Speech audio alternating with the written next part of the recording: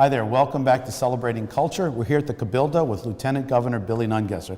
Billy, welcome to the show. Glad to be with you. You were parish president of Plaquemines Parish, and that was where the hurricane of 1893 hit, Urus. Yes. I mean, there's a story there with Rotary Club. Absolutely. The founder of Rotary was there, rode out the hurricane, and began helping people after the hurricane. And after he went back to Chicago with 3 or 4 buddies, came up with the concept, the idea of an organization that puts service before self in helping your neighbors and helping others. And had he not rode out that hurricane, we might not have Rotary doing great things all over the world today. It's unbelievable. We were down there for the Orange Festival, which is a phenomenal festival. Salvadore Pizzati, who actually donated money to Mother Cabrini and the Gates at City Park. That gentleman, Paul Harris, was working on his orange plantation and rescued the women and children of the plantation. Unbelievable story. You know, those are great stories all over Louisiana. But to be president of that parish, ride out and help people through 5 hurricanes and the oil spill, and have so much love and passion for that parish, and then to learn later that all that the great we do work as a Rotarian, had that not he not rode out that storm, we might not have that great organization today. There's a great museum in Galliano that showcases the movement of the people down there after the hurricanes were hitting to Leesville and then up at Urus. When the storm came, it destroyed this whole thing. Everything was destroyed. How big was the wave? It was over houses. Wow. Because some of the people were in the roof of their houses and the water went over the houses. So I'd say 20 feet, at least 20 feet high. And this is before any notice? And no notice at all, none at all. All the people could do was scramble to what they could get. Some people hung in trees. Some people saved themselves on their boats. Some people got caught in trees. You're going to see the pictures in the thing. But when you think about all of this was destroyed, the Sicilians and the Italians came here because of the fishing industry. They come from New Orleans. They were having bad time finding jobs in New Orleans. They came down up the Mississippi River, and they went to a town called Donaldsonville. Yes. Donaldsonville is where the beginning of Bayou Lafourche came. They took Bayou Lafourche and they came all the way to what's called Caminadaville. We call it Chiquet Caminada, but it was Caminadaville in those days. And they settled here. The stores, it was a big, big community right before Grand Isle. The storm devastated their entire place, took lives of families. We have all the histories of which families who lost and what families survived children, some of the families didn't survive any of them. I've heard the whole shocking. Shocking, unbelievable. Thousands of people got killed in the storm. The survivors of this town could not come back to settle. There was nothing left. So they moved down the bayou, up the bayou, Lafourche, and they settled in the next community over there. I have another community over there, it's called Leeville. And Orange City, Missville, and Leeville, they're settled in different places. Orange City was the big orchard and farms. Missville was more of the shrimping industry and the fishing industry. So a lot of people who did the fishing industry went in Missville. Everybody who did the farms over there went in Orange City. And Leeville was a combination of both. Up to 2,000 people. Up to 2,000 people.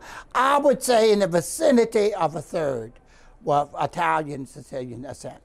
So these Italian families, I mean, that was tough in New Orleans because they had the lynching. They had too much bad times in New Orleans, and then they couldn't survive workforces in New Orleans.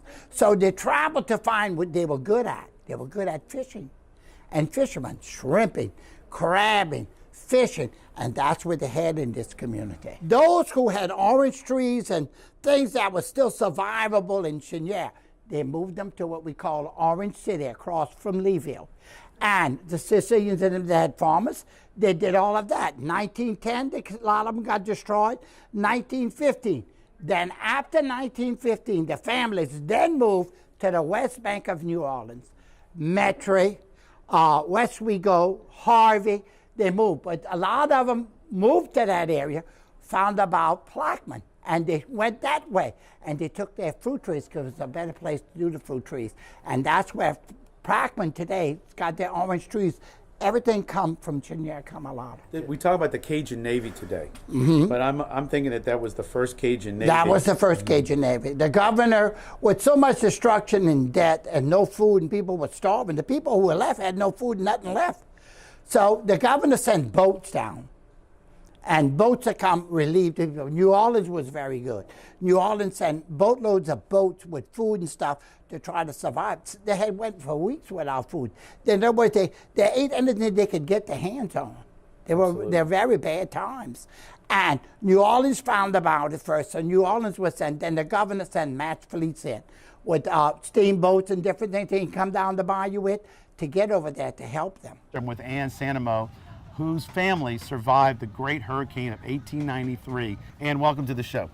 Thank you. I'm glad to be here. You're from La Rose. Your family's been here for a while in Louisiana. Correct. And I understand your grandfather was born 2 months after. 2 months after, yes. My great-grandmother was pregnant during the storm of 1893 and rode the storm out 7 months pregnant for him. Now, what was his name? Juan and Selmy. Okay, so Juan would tell a lot of stories. Can you share some of those? Oh my gosh, yes. So at the age I was, my grandfather was probably in his late 70s as I was growing up.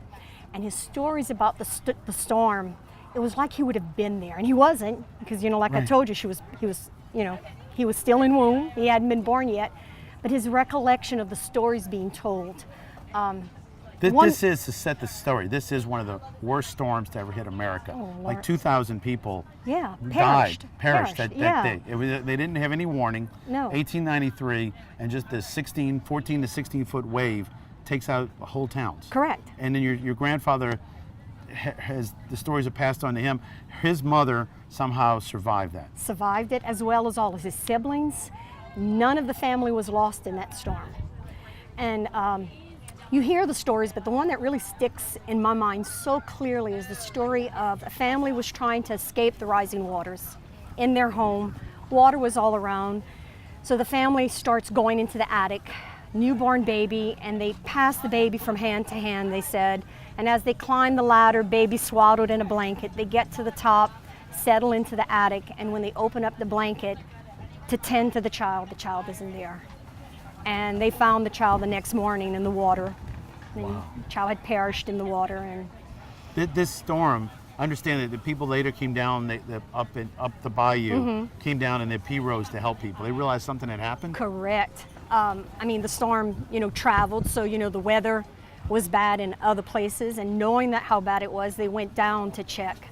And whole communities were gone, or most of them were gone. And he tells the story of the bodies they did find was just mass burials. They dug holes into the ground and buried people, just into one grave, and then marked it later. Now I heard as many as maybe 2,000. Mm-hmm.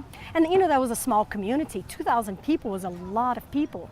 Just the whole town almost pushed into the Gulf of Mexico. Yeah, basically. and then those people, they had to make the decision. Some of them stayed in that area, and then what happened was they started slowly migrating to the north. And the families started moving and looking for, I guess, better protection from the storms. You guys moved to La Rose. Correct. So you come to La Rose, and then you reestablish yourselves, but it did take away a whole town. It did. You go back and you look at the family history, and you'll see, it says deceased families, and it's brothers and sisters lined up, 1893, 1893, 1893. Brothers, sisters, aunts, uncles, mothers, fathers, grandparents. Whole families wiped out. And thanks for being on the show, and stay tuned. We'll be right back with more Celebrating Culture.